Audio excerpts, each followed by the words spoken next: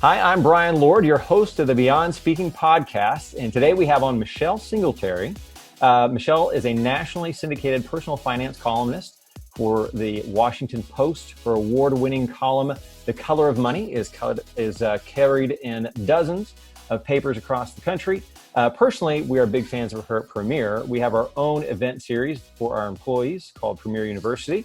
And we invited Michelle to come in and talk to our own employees. So she's somebody that we trust a lot and have been big fans of for years. So Michelle, thank you so much for coming on. Oh, it's my pleasure to be here.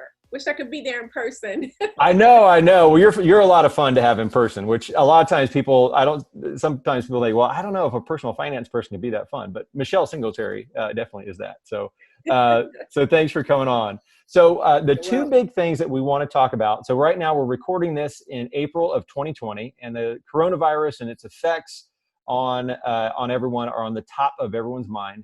So we'd like to focus on two main topics. So for part one, what do companies need to do to help employees manage their finances during the coronavirus crisis, and what can they do to help or prepare their employees who may be laid off or furloughed? And then two, from the personal side, what do employees need to do with their personal finances during this time? So let's start off with the first part. What do companies need to do to help employees manage their finances during this crisis? You know, the biggest thing that employees can do right now is to communicate with their employee base. What are you going through? Because even if they still have their job and they're still doing their job, there's all kinds of pressure from the people around them. Maybe their spouse was laid off, maybe their adult children are having issues. And I know for myself, my two college students are here in the house. And so we know that studies show that employees have issues with performance a lot of times because of the financial issues that are impacting their life. So even if they've got a job, they've got all this other pressure, and maybe they're sending money to other people. And so I would encourage constant communication, maybe even a daily or, twice a week email or announcement, like how things going, are there anything that I can do? Continue to point them to any employee portal that you have for help, an EAP program. Any, counselors available, anything you can do to help relieve the stress and pressure, which is going to help your bottom line. If you're still working and you've got people still working, believe me, they are very stressed. And that stress relates to their productivity, which relates to your bottom line, and to their bottom line as well. I mean, people might be eating out more and spending money, even though we're inside. So that's the one thing, communicate them. And then secondly, let them know about all the resources available to them through the various stimulus package. For example, recently passed was the CARES Act. And that allowed people to tap their 401k money if they have a financial need. And again, you might think, well, they're still working, but maybe their spouse isn't, or they're sending money to other people in their family, so they may need to pull money out. The CARES Act allows them to now pull it out if they're 59 and a half and younger without that 10% penalty. And so that's something that you should know. So you could be sending out information to them about what's available. The CARES Act also allows people to borrow more from their retirement plan if the company allows loans. So typically there's a loan limit of about $50,000. So now they've push that up to $100,000. Now, clearly, we don't want people pulling that money out. But if the circumstances stand that they have to, that's there, so they can pull out that loan. And also, the loan payments aren't due right away. They get a year's break. And if they already have a loan, they can pause that loan up to a year. These are all things that will help alleviate their stress. Again, even if they're not feeling it in terms of working. And is that for anybody or just people that have gotten the actual virus, or is it just anybody affected in the economy? That's a really good question. Yes, it has to be coronavirus related. So if they have it, their spouse has it, and also maybe their children are home because they can't go to school, they would be able to tap these resources. Maybe a relative, anything that would anything that's related to them and the virus, they can tap these funds. And the employer gets to decide. So employers clearly would know more about people's lives, but particularly if a spouse has gotten it or got sick, or maybe they're being quarantined, maybe they can, the business is still open for people to come in, but people have to self-quarantine. So anything related to the COVID-19 that would allow them to tap these new resources, the a suspension of the 10% penalty if you're 59 and a half or younger, and also the increase in the 401k loans. And there's all kinds of provisions with that as well. For example, with the withdrawal from the plan, they have up to 3 years to pay it back and 3 years to pay the taxes on it. So people can, and the good thing about that is the reason why employers want to emphasize this, because they're probably thinking, well, I don't want to tell people how to take money out. But if you tell them, hey, listen, you can still contribute to your plan and not worry that you have to take that money and use it later. So this way you can say, hey, keep putting it in there, because there's this law that says you can take it out without that penalty. So that works both ways, right? Employers don't have all these people taking money out of their, I shouldn't say that. Employees don't have all these, let me rephrase that. Employers don't have all these people stopping their contributions because they want to stockpile money. So now they can still contribute to their plan with the knowledge that they can take that money out later if they need it. And that's a really good benefit for employers. So you can encourage them to do that. And so are employers still putting money in or matching funds right now? Or I guess is that something they need to discuss with employees? Well, it's interesting to say that. I wrote a column recently that more, not a lot right now, but more employers are suspending or reducing their matching contributions. Clearly a lot that are impacted directly, entertainment, travel, restaurant, but surprisingly, not as many as you would thought. Still, many employers are doing a matching contribution. Now, if you think that you're going to be doing this, the sooner you tell people, the better. If you know for sure you're going to do it, that you're going to have to suspend it. And then I would recommend it, if you are going to suspend it, try to do it so that you say, we're going to suspend it until this date and let's see what happens, so that people have encouragement that the match will, get back on track once this whole crisis ends. And if you have to suspend or reduce your matching contribution, because everyone sort of understands what's going on, also follow that with advice that says, listen, I know this was a bait for you to get, to contribute to your retirement plan, but don't stop just because the match is not there. The match was a bonus. You still need to save for your retirement. So again, remember at the beginning of the interview, I talked about how you communicate with people. If you just let them know what's going on and that you're not doing these things out of malice, people will go along with you better if they understand what's going on. And there's an end date to this. And so from that too, so obviously you've got some companies that are continuing business, maybe not as usual, but closer than others. And then some, they are, communicating with employees that they may have to lay off or furlough, having some of those difficult decisions or conversations. What advice would you have for those leaders or executives for those companies? Yeah, if companies find that they are going to have layoffs and furloughs, that's a tough conversation. And I don't know if there's anything that you can really say that will make people feel better about it, but just be honest, share with as much as that you can. Obviously people don't want to lay folks off. And so the best thing that you can do is communicate and have resources readily available to point people towards, say, for example, counseling. So that's where your employee assistance program becomes key. And also if people have healthcare, mental health services through their healthcare plan. It's hard to tell people go see counseling because we all have these issues around that. But this can be a very stressful time, and you want to be able to show that you have the resources there for people right there. So if there's an announcement, so here's where you go, and I'm sure the companies already know how to do this.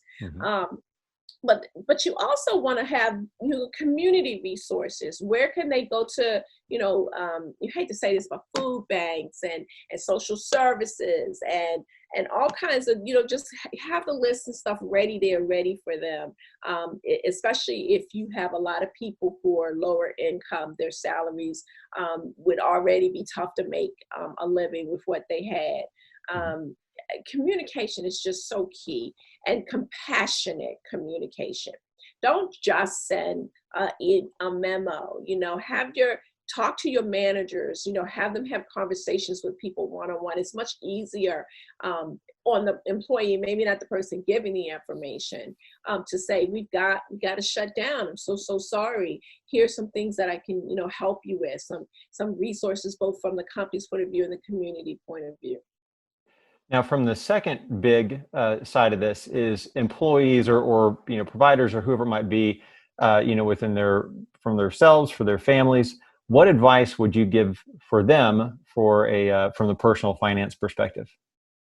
Yeah, so if your employees are faced with a layoff or furlough, this is what I've been telling people, this is what I've been writing, that you have to triage your bills just like an emergency room staff would do. So when an emergency room is full of patients, they triage them. So they take care of the ones that are sicker, really, in more critical condition. And that's what they have to do with their bills. So this is the kind of information that you can provide them. Certainly, I talk to people about this all the time. So, rent, mortgage, child support, utilities, those come first. And debts come, get back in line. Like if someone had a twisted ankle, they're going to go behind somebody who is having a heart attack. And while you would never encourage people not to pay your debts, this is an extraordinary time and that means extraordinary measures had to be taken. So they may have to put their debt payments on pause. Now, to do that, they need to communicate with their lenders, their mortgage company, their landlord, not the landlords, but credit card companies. Let them know what's going on and encourage them to do that. Many lenders have set up separate lines to help people. They've sent out emails, but communicate to them, take care of the necessities first. And if something can go, let it go until you can get yourself in another position where you can pay your expenses. Encourage them to apply for unemployment insurance. And I have to tell you, the line is long. People are waiting for hours and days before they can get through. You want to let them know that. Don't just say, apply for unemployment, and without some sort of indication of this is going to be hard to apply for it. But you want to, whatever state you're in, you want to let them know what's the maximum they can get, and the procedure. You want to, again, the more information you give people, the better, because when this happens, it's like people just go into shutdown mode. They're just like this. And the more they have in front of them, they don't have to search for a number. They don't know. They don't have to go on the internet for hours and try to figure out how to do something.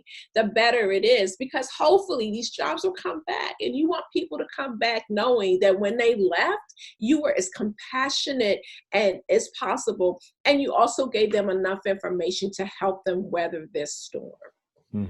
And what, from that perspective, how, if people are still in having a job, how should they approach it? I know there's, how much should you spend? How much should you not? What should you spend money on? What should you save? What advice would you give people from that perspective that still do have a job? Right.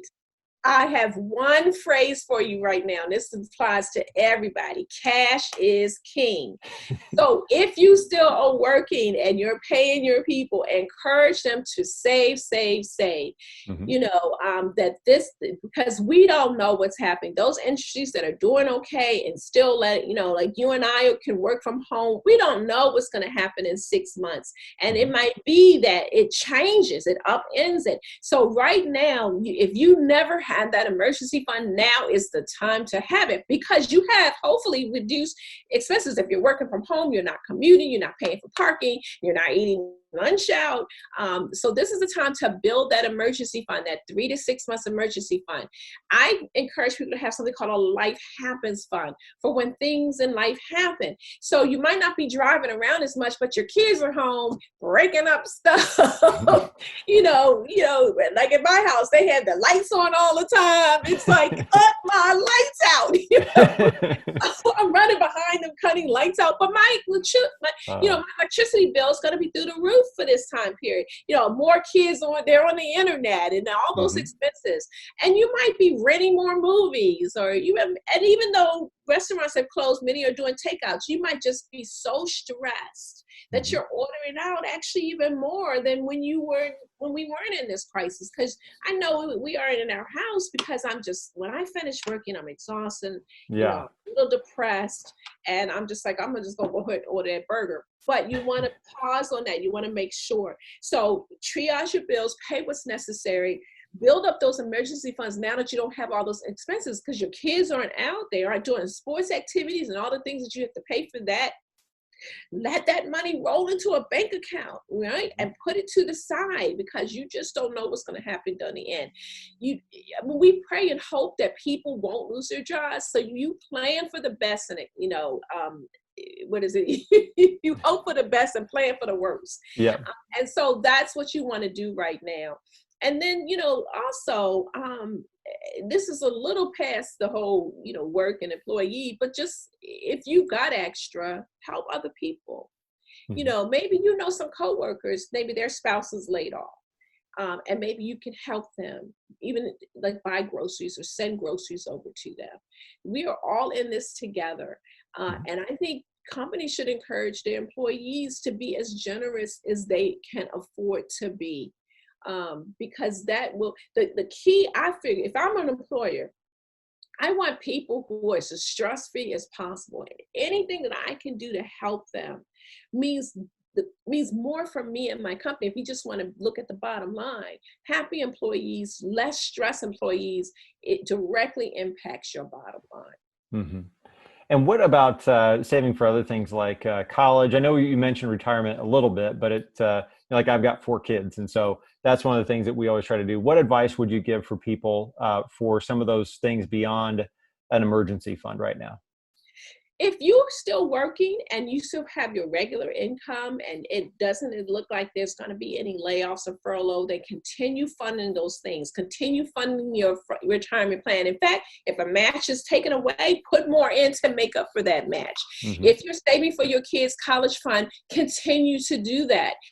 And like I said, with any of the savings that you have, because we're not moving around and doing all the things that we normally do. Many people had to cancel their vacation. Take that money and put it into their college fund. I'm a big believer in a 529 plan.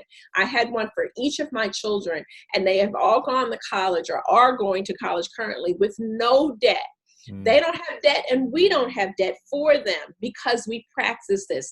So, the one thing about when crisis and storm happens, it makes us really assess what's important. Right? Because everything gets shut down. And now you know that you need to do certain things. And so I would continue funding all those. If, however, there is some indication that there may be a disruption in your income, then I would pull back on some of that. I would pull back on retirement savings. I would pull back on putting money in a college fund, because you want to triage. You want to save that money for the things that you need: a roof over your head, food on your table, your lights on. That's a priority right now. And I know it goes against everything we've told people, but when you are in a storm, you've got to do what you need to do. You've got to put the sandbags up against the window. You can put your umbrellas up and secure yourself. Once this is all over, we can talk about how to get back on track. That's what I do for a living. When I come out to speak to people, I can help them get back on track. Mm-hmm. Right now, I need you to take care of the most important things right now is your financial security and those things that we talked about. Down the road, we can get back on track. It's never an end. Even if you're closer to retirement, we can still help you get back on track. Now, you might have to make some different decisions, like maybe that Florida home you're going to move to, something like that, or travel across the world. You might not be able to do that. Mhm. You might have to, shared housing somewhere down the road. So there's a way to get back on track. And I think a lot of people are worried about that. If they tap their retirement, or they have to stop funding their kids' college, what is going to happen? And then that adds to the stress of what's already going on. Hey, listen, your kids can still get a college education. They can go to community college for 2 years and then transfer to a 4-year university. They can go to transfer to a 4-year university and live at home. And I know right now people are like, oh, I want them out. But the storm came, our roof got blown off. And when the storm ends, we got to put that roof back on and do some things a little differently if we didn't have the resources. Mhm. And that's okay. Life brings us all kinds of things, and we need to be able to pivot when things like that happen. And the more employees can do to help that, the better. What bright spots do you see? I know you're an optimistic person by nature, at least I think so. So what bright spots do you see to give some people some encouragement? It's so interesting you should ask that. A reader sent me an email, and I preach about financial security. I preach about being frugal. I talk about you need to save, and get rid of your debt. And now all this is happening. Some people are in the situation that they're in because they didn't follow any of that advice when they Now listen, Michelle. Yeah, I know they didn't listen, right? But this is not the time to berate people. Mhm. It's not the time to wag your finger, I told you so. Mhm. And there's a time when I can do that, when we're all past this and I can fuss. So what I see, the hope I see, is that I believe people are now starting to realize what's important. Mhm. Because we've been running around doing a whole bunch of stuff, spending a whole bunch of money. And now that we have to stay home and be with our kids, you realize you don't have to have them involved in 100 million things costing you all this money. Mhm. You don't have to necessarily send them away if you don't have the money for them to go out of state. We are realizing now how important it is to have that emergency fund. And I think that this crisis has allowed us to pause because we have to stay in place. It has allowed individuals to think about what's the most important. Because I've always told people, spend your money on the things that really matter to you. Mhm. Saving for college, your retirement. We have been vacationing in our homes and we're getting through it. So you don't have to take a vacation that you can't afford. I think from an employer's point of view, I think they're realizing the things that they should have had in place and need to have in place. A contingency plan. Maybe they didn't save as much as they should have. Maybe they didn't put as much. We're talking small business and large. Maybe Mhm. their reserves needed to be better so that they can take care of their employees if there's a disruption in their business, right? Because businesses need to have an emergency fund to pay their people. Mhm. So that they can keep them working.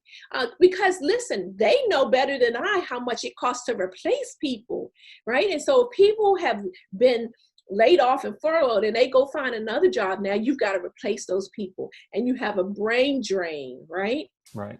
And so I think the optimist, the sunshine is that even though right now we're in the clouds and it's stormy and it feels like that pattern on that window, that rain is never going to stop.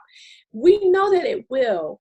And we just have to use this time to think about what's the most important. My employees have to come first. You've got to think about them first. They are who you are. And individuals, you got to do the things that we've been preaching about and teaching you. Because my grandmother used to say, I was raised by my grandmother. And she didn't make much money, but she was a great saver. And she used to say, you need a rainy day fund because it's always gonna rain. And right now we're in the middle of a monsoon. And Mhm. so you gotta prepare that. And I think that, to me, part of me thinks that maybe, just maybe, we have learned this lesson about what's important. And it had to take a catastrophic thing for us to understand that the people we love matter more than the stuff. right? The Mm-hmm. people we love, our jobs matter more than vacations and spending money we don't have. And then we have all this debt and we're at work and we can't work because we have all this debt. And if you're not working like you're supposed to, then you're really robbing your employer, because when you're at work, you're supposed to be doing their work. They're paying you for that. And I think all of this is happening has made us realize we have to be better workers. We have to be better savers. We have to be better employers. We have to think about what happens when something like this happens. How do we make sure people still have health care? So when you're negotiating healthcare services for your employees, think about that. What's the best option, the less costly option? So if they have to go on COBRA, their COBRA payments aren't as much, because you have to think about that, right? So people are furloughed or laid off, they maybe not get into the healthcare exchange, they have to use COBRA. Well, make sure that you negotiate the best plan for them so that if that happens, they don't have to pay so much. Negotiate the best retirement plan. Make sure the costs are low enough so that if you have to suspend the match, people still can earn a lot on their retirement account because the fees are less, right? It all weaves together. So if I have a really good retirement plan with really nice low fees, if I had to suspend my matching, people are going to still earn money in my plan because I've made sure that the fees are reasonable. You see how this works together? So that's what I'm taking from this, because you have to, otherwise you'd be depressed every day. And I just think that we have all realized, and I get, I have to say this, I've been very warned by the emails and notices I have been getting from a lot of companies. And I think some of them have done a really good job with communicating with both the employees and customers. Like where I work, they've been sending out regular updates about what's going on. And this is where you can go get some help, and just anything in the community they've been making us aware of, and I've appreciated those notes. Well, that's great. Well, from us too, I know we appreciate it. I think it was 2 or 3 years ago when you spoke, and I know a lot of people have asked me different things that, so she said to do this, right? Or, and of course we had that, making that imprint 2 or 3 years ago was the perfect time to have that. And so, that's why I want to make sure that we ask you to share with people, just because you have such valuable information that helps people. It really changes their lives for the better. So Michelle, thank you so much for coming on and being a part of this. Yeah, I'm glad you're doing this, and I hope that either during this process or afterwards, companies value having good financial information presented to their folks from someone that's not selling them anything other than providing really good information. You need unbiased sources to help people, and I think speak to their level as well, about what they need to do. I do a little fussing, a lot of joking, but the fact of the matter is, we need to prepare ourselves, and we're in the crisis now. You still need to do some crisis management. When this is over, people are going to be in a lot of financial trouble, and you're going to need to have something to help them through that.